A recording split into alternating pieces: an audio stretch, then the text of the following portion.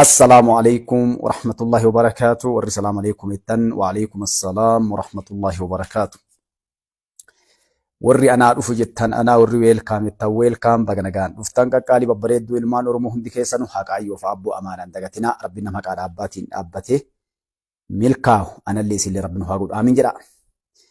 Obboleewwan tiyya haqaa dhaabbaatiin milkoofnaan daan dubbiin dhumatti saniin hongofnaan ma'assalaama kasaaraa duniyaa akiraatti liqimsa akkasitti.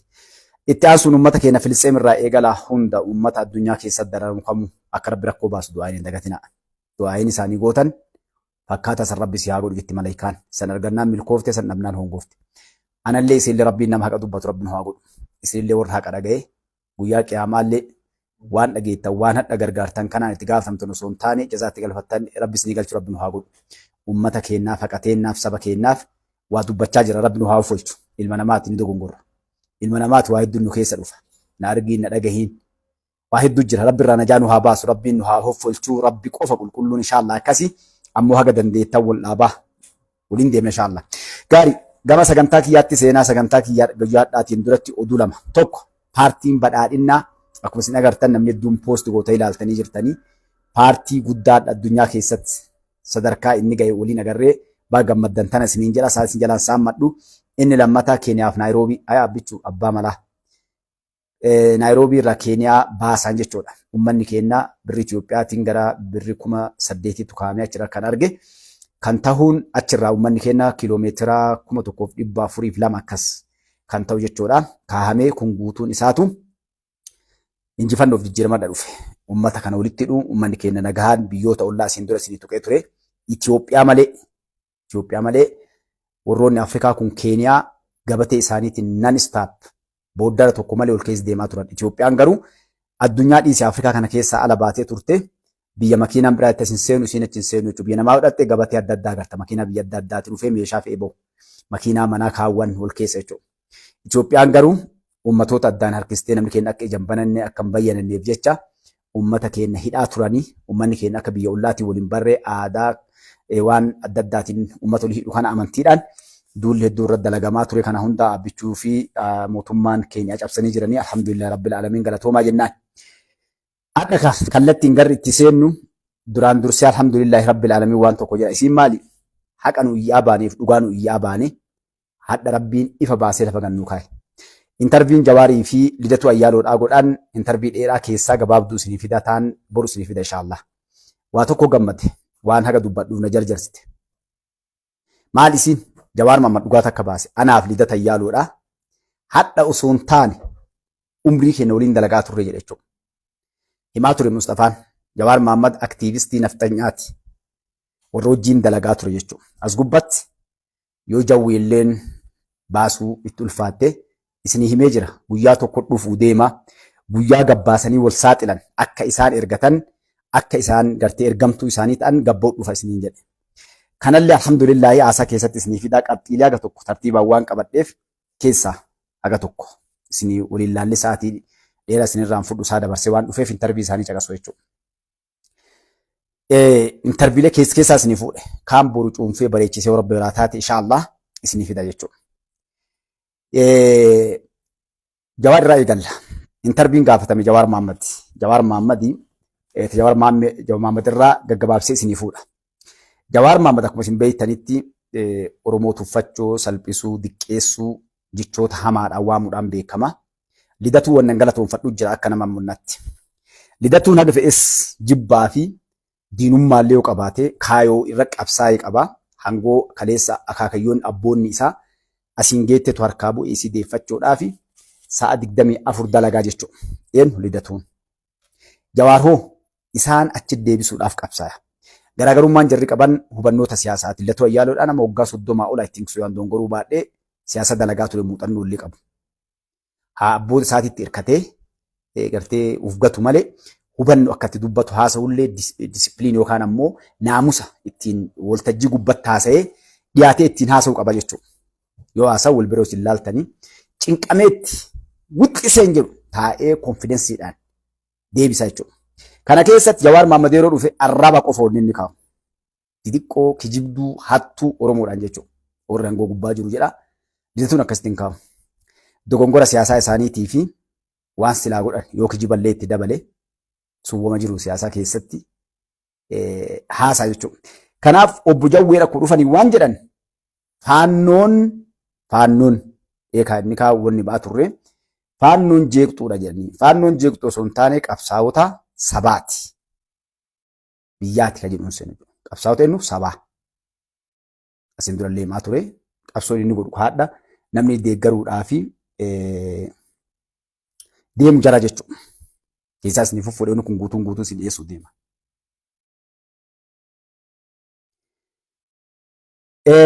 Kana keessatti ammallee maal jedhee Lidatu Ayyaaluudhaa tiif an Jawaartuudhaa Lidatu jedha jechuudha. Yeroo dheeraa telefoonaaanillee qaamaanillee waliin dalagaa turre ol baanee namni wal biratti nu agarree yeroo tokko VOA irratti waliin dhiyaanne jedhe. Eegasii ammoo OMN irratti ifatti gabbaanee waliin dubbannee jedhe. Nu ammoo duraan yeroo dheeraa waliin dalagaa turre waliin haasa'aa turre telefoonaanis qaamaanis waliin dalagaa turre jedhe. Kun maaliin dura jijjiiramaan dura jechuudha. Amma namni gariin yeroo Jawaar nafxanyaa jedhu isin himaa baane dhugumaan nafxanyaa jedhee warra kana irratti duula seetan. Garuu isaan yeroo jijjiirama qeerroon akkasitti dhumatu saniif durallee nama yeroo dheeraa waliin haasa'aa turaniif waliin dalagaa turan jechuudha. Isi jalqabaa kan namoonni gartee Oromoof uummanni kuuwwan arganii OMN gubbaa dhiyaachuudhaan gaafa kana akka nu waliin jirruuf waliin dalannu argamee jedhe. Kun ka gaafatame as gubbatti namoonni hedduun waa'ee fulbaana 30 duuba mootummaan hin jiru nu hin jennee jedhe Lidatuun.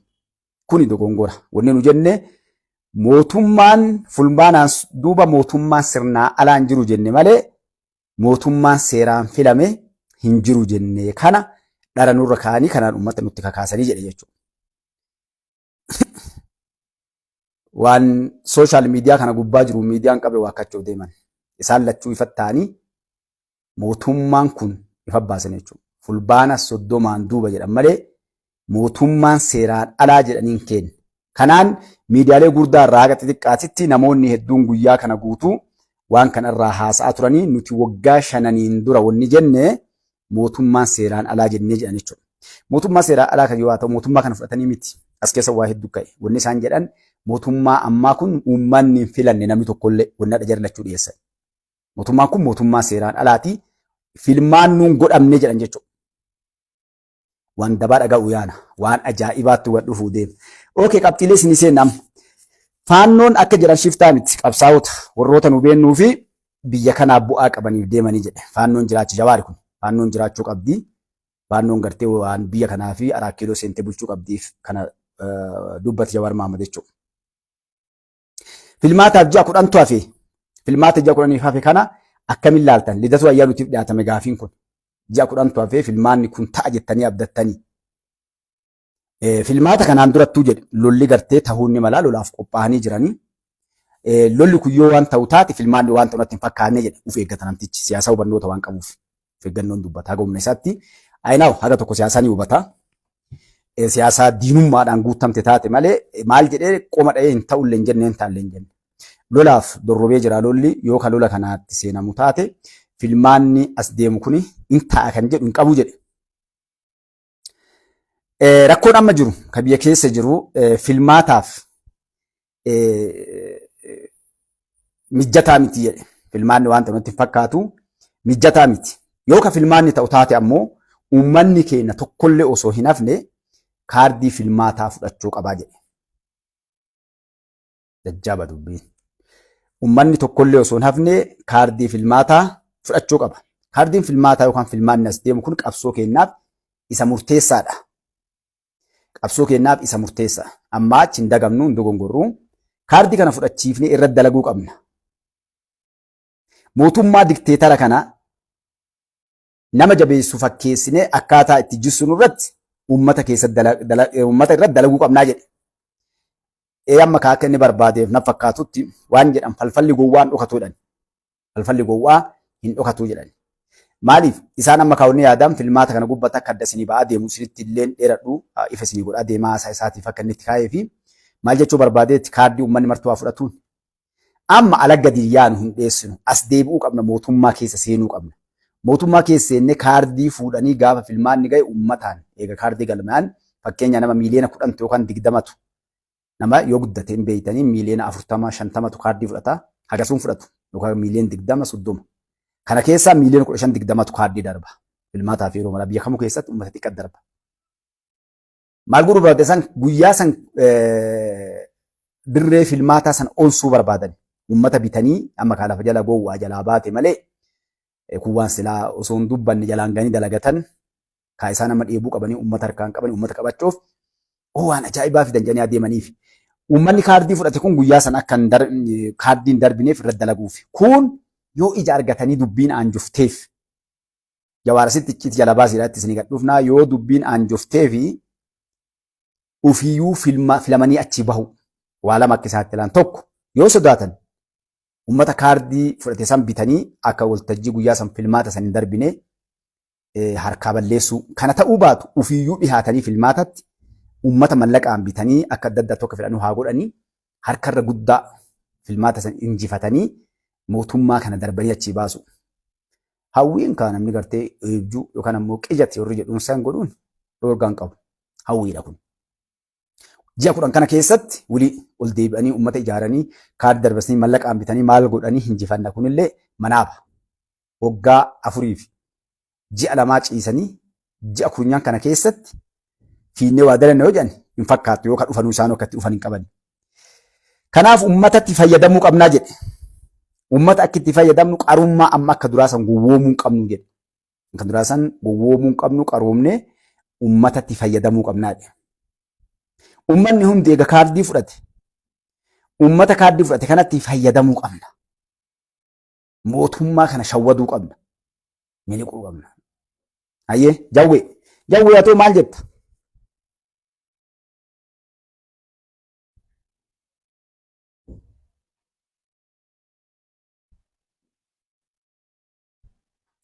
Mootummaan kun dikteetara. Yoo ta'e jawween biyya maxxashte jawween beektaa yeroo dhufe jibbaa ormummaa keessaa mudhatan dikteetara akka taasisullee akkas na fulchaa. Nuti isa lafaa alkoo barbaadaa yeroo san akkuma dursan si akka gaafa qeerroo san fakkaata dubbiin amma duraan bakka san bira kuttee bakka duruyyummaa bira kuttee bakka sirnaan namni dippiloomaasii beeku haasaa beeku sirna qabu. Siyaasaa xiinxallee laaluu qofatu adda siyaasaa aabbichi waliin dubbachuu danda'a. Mootummaan kun dikteetara. Filmaata deemu kana jawwee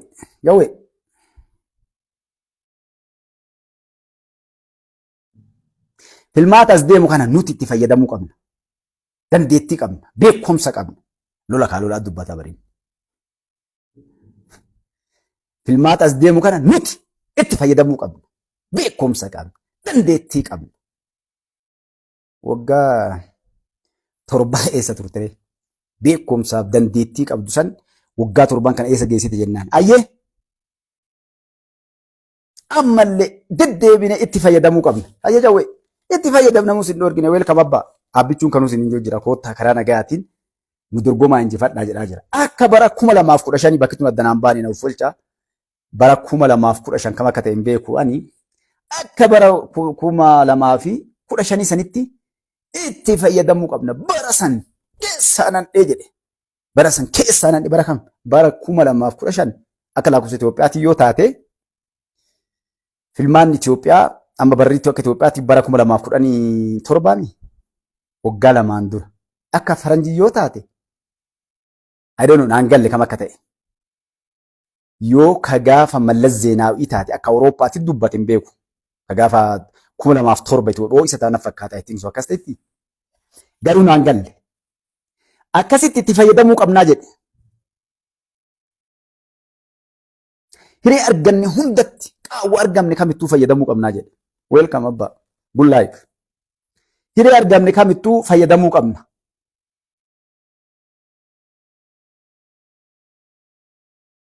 Sunsuma bulchiinsa hundaa itti fayyadamuu qabna. Maal jechuun paartiilee yookaan ammoo caasaa mootummaa kana hundayyuu bitachuu qabna. Inni afaan Amaariffaatiin waan dubbiseef an sunsuma jedhee kaayaa dhandhaaraa yookaan akkasii beektanii caasaa mootummaa jechuu isaati. Kamittuu hunda isattuu fayyadamuu qabnaa jedhee bulchiinsa hundattuu fayyadamuu qabna. Waraanaaf dippiloomaasii,